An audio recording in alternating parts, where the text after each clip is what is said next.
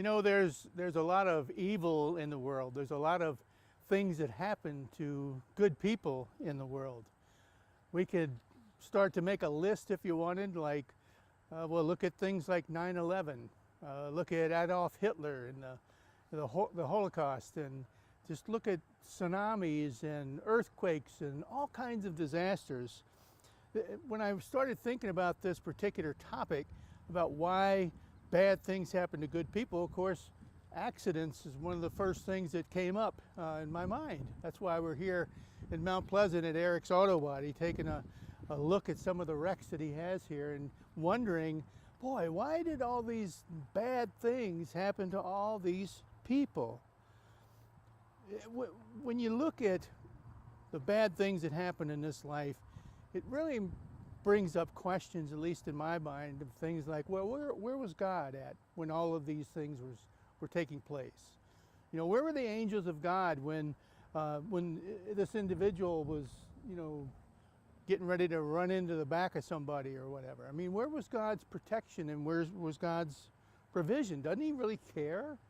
You know, is he concerned at all about evil in the world? And is he concerned at all about our well-being and whether or not we're injured, even if we don't deserve to be injured?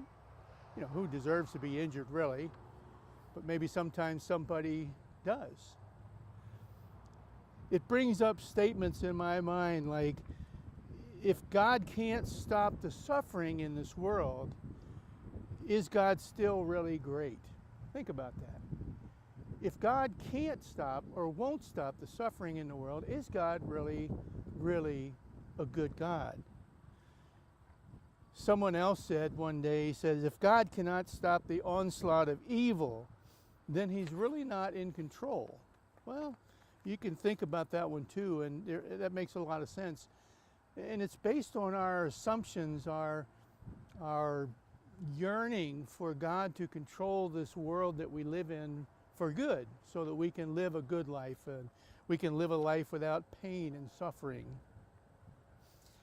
How am I supposed to have a real trusting faith in God? Because when I look at all of these things, these negative things that happen in this life, there are probably more reasons not to believe in a good and a loving and a trusting God, as opposed to believing in this God.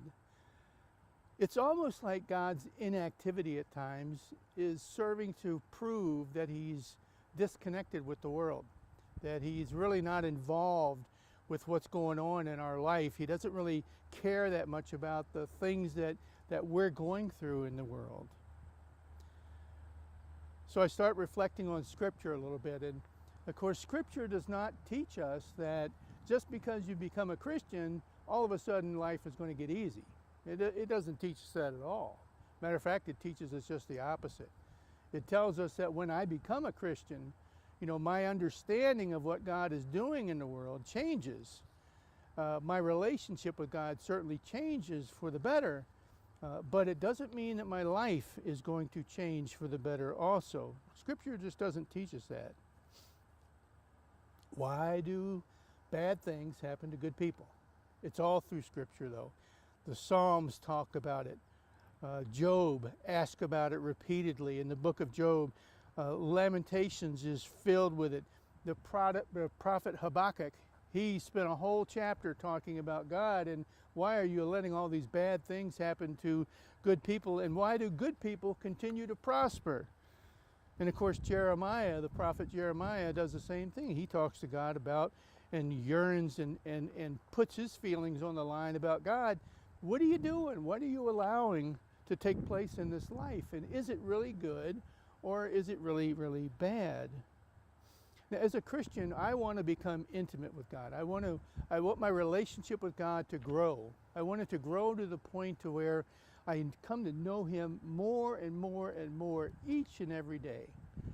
And I want to come to know God so intimately that he becomes the most important thing in my life. But when I look at these issues and I look at these concerns about the things that take place, the bad things and good people, I don't know, it becomes a stumbling block almost. It can become a hindrance.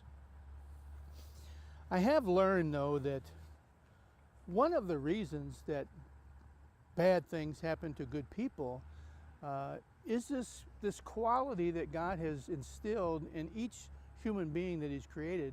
And it's a God-like characteristic. It's called free will. I can make free will choices, and sometimes they lead to blessings. You know, I made a good decision and I'm blessed by it. Or sometimes that free will choice, you know, I make a decision and it's not so good. Or maybe it's a selfish one, or maybe it was just the wrong one to make, and because I didn't see what was coming around the corner.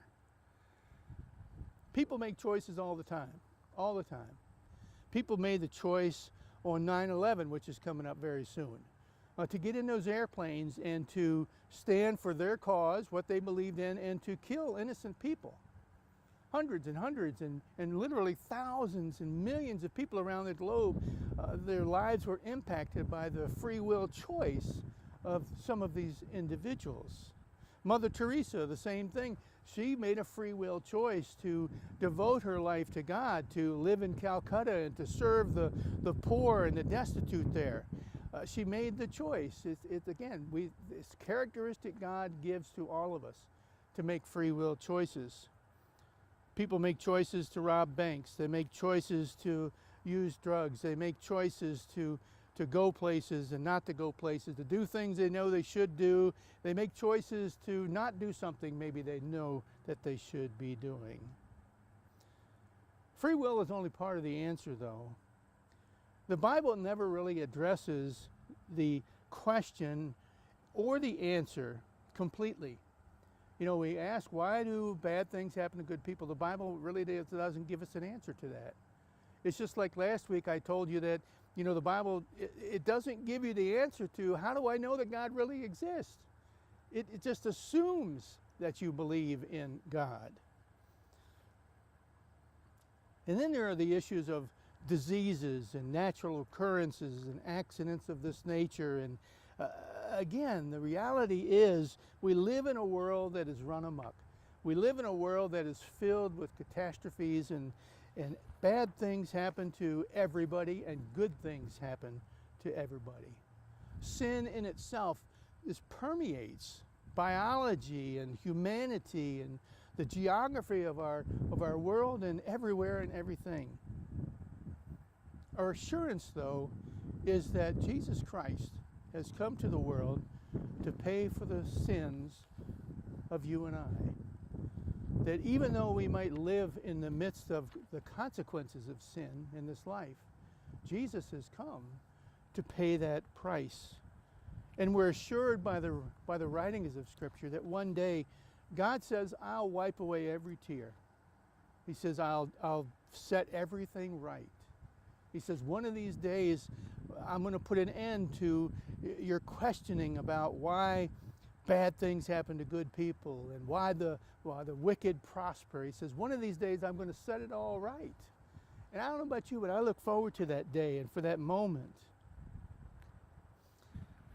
I believe that God will stand true on His promises to rectify all of these negative situations, even the ones that I create. And when I think about that, you know, I'm not perfect by any means. You all know that. I've tried to share that to the best of my ability. And, you know, I have relationships with people and family members. Some of them are very good and strong. Some of them are kind of weak. And some of them are kind of struggling and challenged. And it's because of me. I believe that one day God is going to come forward and He's going to set everything right in this world. Even the stuff that I caused, that I screwed up. The relationships and the situations that maybe I've inflicted on other people, and I don't know what to do with them now. I don't know how to fix it. I do believe that one day God is going to set it all right. But it leaves me questioning when and how and when, you know, why and all those things. While I was doing a little bit of research, I found a couple of quotes that I thought were pretty interesting. Mother Teresa said, "When I die, God will have a lot of answering to do." Now think about it. Here's a woman that dedicated her whole life to living for God and living with the poor and the destitute and the dying in Calcutta. And you know what? She questioned too. just like you and I. She's no different. Billy Graham said, and I really like this one.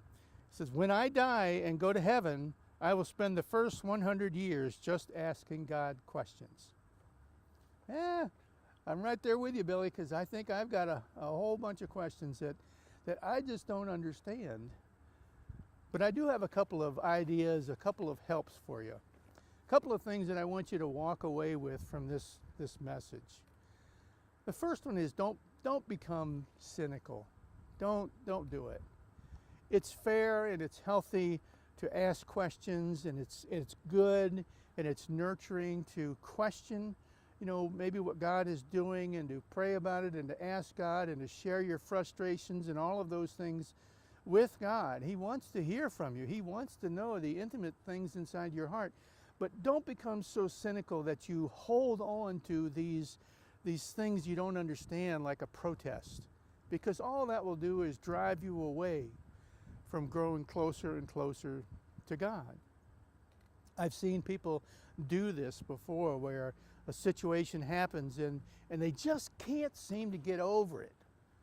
And they hold on to it for years and years. And next thing you know, they look back and they become bitter against God, and their relationship with God hasn't grown deeper or more intimate, or even they don't understand anymore about God. They've distanced themselves from God. So don't become cynical. Don't expect that God will always do things and work in the ways that you expect. It just is not going to happen. You can become agnostic. That way you don't even have to deal with the issue of God. I'm just not going to mess with it. God, if you're really there, then you fix it all and you prove yourself to me. And unless I see evidence that you are a God that works and lives and orchestrates things in a way that I can appreciate, then I'm just not going to deal with you. A famous writer once, Harry Emerson Fosdick, wrote this. He said, goodness is a far greater problem for the atheist and the agnostic than evil is for the believer.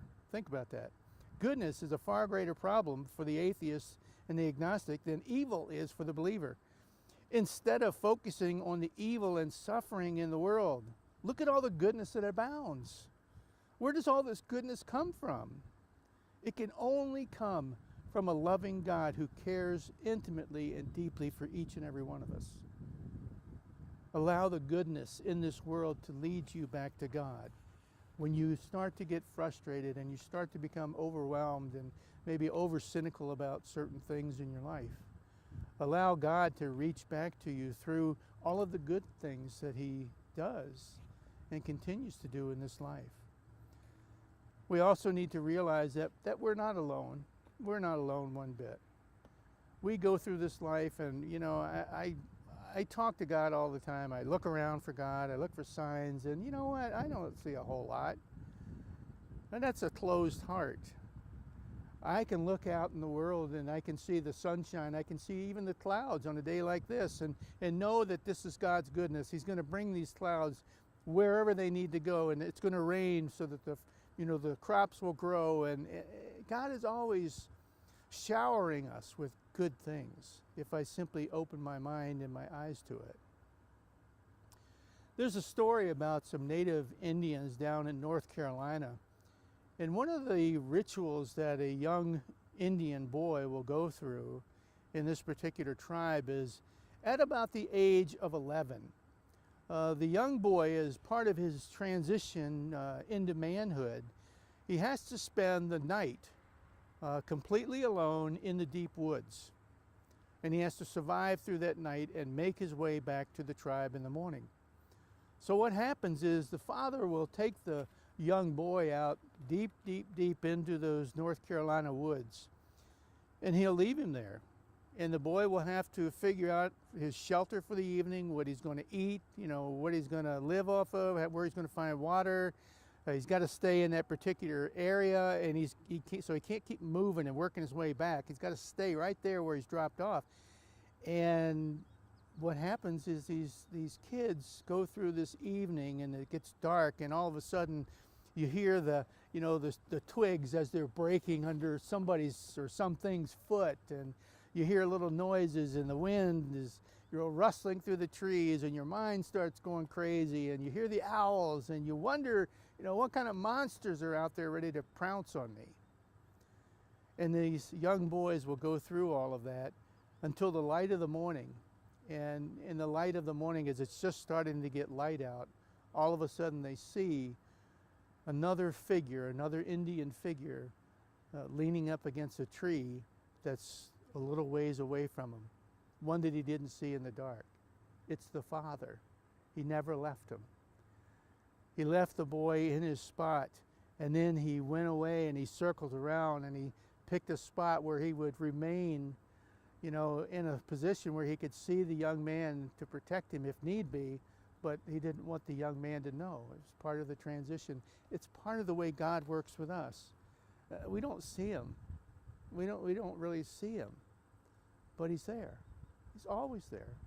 He's always watching and looking and nurturing and protecting us. I know this world can be screwed up. I know this world is full of automobile crashes and such, but in all kinds of horrific things. But God is always there. I know in the last 6 months I've seen enough myself, but God is always there. He never, ever, ever leaves us. As the Bible tells us, I'm convinced that there's absolutely nothing that could ever separate us from the love of God. The provision of God, the handiwork of God, there's nothing that could ever separate us from his loving protection. He tells us that so many different times. Instead of asking the question, why do bad things happen to good people? I think the better question to ask is, what happens to good people when bad things happen to them? You know what I mean? What happens to the good people when bad things happen to them? Well, when you look in the Bible for answers, and Romans is a great place to look. Romans 8 is a great chapter to look at. Paul uses all kinds of words for these types of bad things like hardship and persecutions and distress and nakedness and peril and sword. And one of my favorite scriptures is 8:28, and it says, all things work together for good for those who love God and who are called according to his purpose. Again, all things work for good for those that love God and who trust God enough, who rely on God enough, who believe that God is maybe unseen but still leaning up against a tree and are called according to his purpose. Is that you? Is that me? I've mentioned before in the past, and many of you will recognize the name H. Spafford. And Spafford was a lawyer, an industrialist, and anyway, the long story of it is he lost his family in a sea accident when his wife and kids were going to Europe on a vacation, and Spafford was held back, and the ship that the family was on went down, and so Spafford left. His wife was the only survivor. He leaves to go get his wife, and what he finds out is when the captain comes and says, this is the place where your family was lost. This is the spot we're over right now where the ship went down. And he writes the words to the song. When peace like a river attendeth my way, when sorrows like sea billows roll, whatever my lot, thou hast taught me to say, it is well with my soul. The important part is not that we can control the things that take place in this life. The important part is how we understand that God works in this life. Whether or not we become cynical to the point or we don't trust him enough, or we become so rigid in our thinking that we start to turn away from God, or we realize that this unseen God is doing all of these and allowing all of this stuff to take place really for one reason. And that is for our own good, even though we might not understand it. It's the old scenario where you look at little Johnny and you tell him, well, you go do this or whatever, and he says, why? Because I said so. What those words are really saying is because I know what's best for you. I love you and I want to care for you. And I just want the best for you. Won't you please trust me? So with that, I want to leave you this week with the thought that all things work for good for those that love God and are called according to his purpose. Thanks and God bless, and we'll see you next week.